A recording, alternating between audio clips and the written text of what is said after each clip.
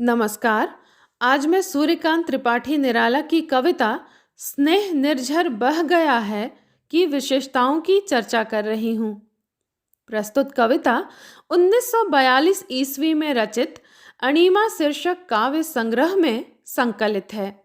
बहुमुखी प्रतिभा संपन्न कवि निराला के काव्य का वर्ण विषय व्यापक और वैविध्यपूर्ण है।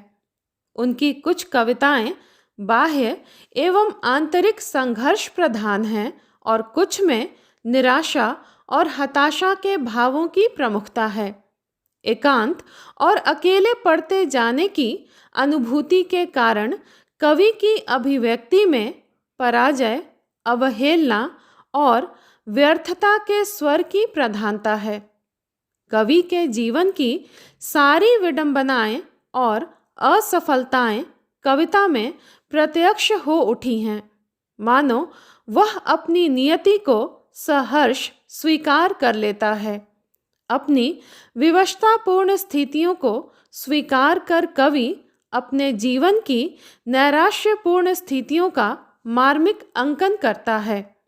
स्नेह निर्झर बह गया है एक ऐसी ही कविता है जिसमें प्राकृतिक बिंबों के माध्यम से कवि ने जीवन के सघन अंधकार, अपार दुख एवं अवसाद को अभिव्यक्ति प्रदान की है। कवि ने अपने मन की गहरी निराशा और जीवन की नश्वरता को कविता की निम्न पंक्तियों में प्रदर्शित किया है।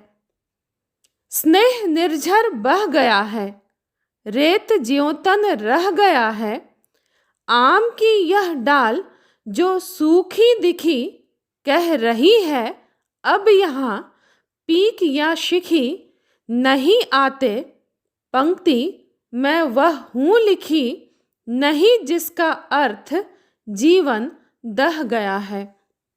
कवि कहता है कि उसके जीवन में प्रेम का झरना जो कभी प्रवहमान था, अब वह पूरी तरह बहकर समाप्त हो चुका है। अब शरीर सिर्फ रेत के समान शेष बचा हुआ है।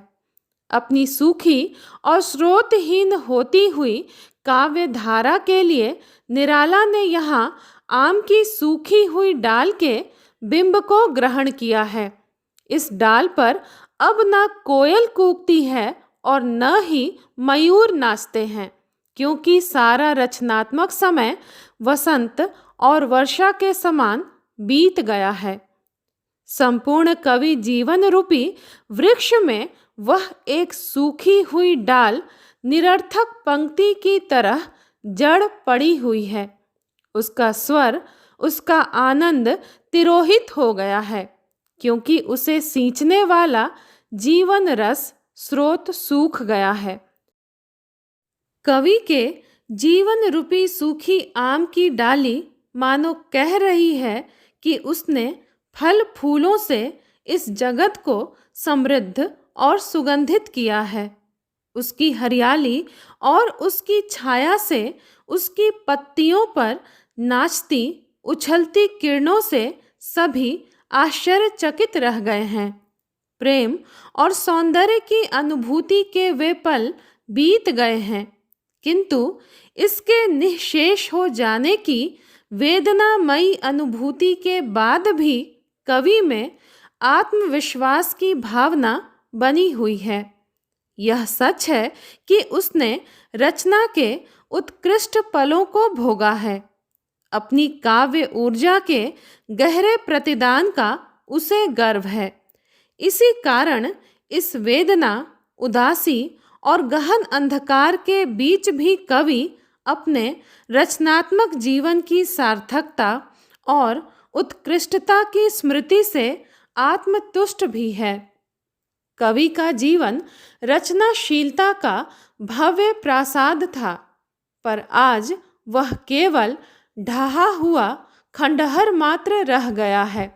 परंतु साथ ही संसार को अनेक रचनाएं देने वाले कवि को विश्वास है कि कोई भी रचना का समय नष्ट नहीं होता। ऊपर से नष्ट हो जाने के बाद भी जीवन का रचनाशील वैभव शेष रह जाता है।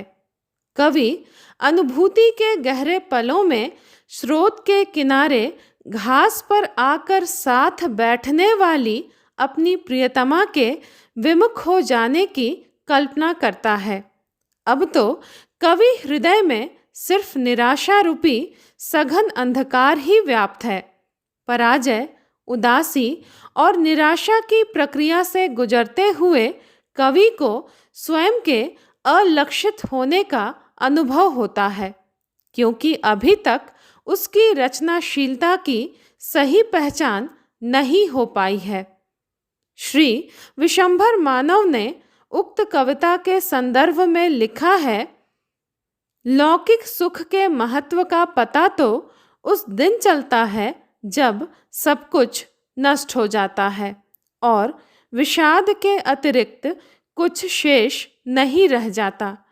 सभी वृत्तियों के समान प्रेम की वृत्ति भी एक अस्थिर वृत्ति है।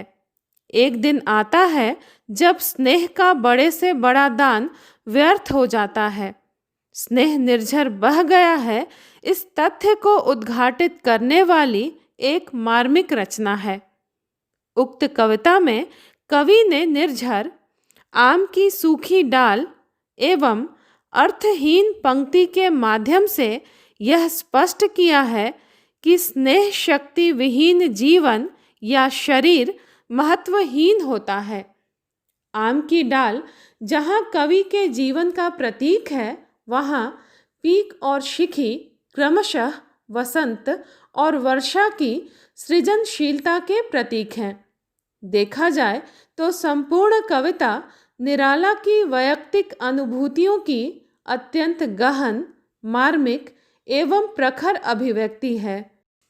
जीवन की अंतिम वेला में नैराश्यपूर्ण स्थितियों के मध्य विगत जीवन के सुखद पलों का स्मरण हो आना सहज स्वाभाविक है। हरी भरी डाली कभी पत्रहीन होकर सूख जाती है।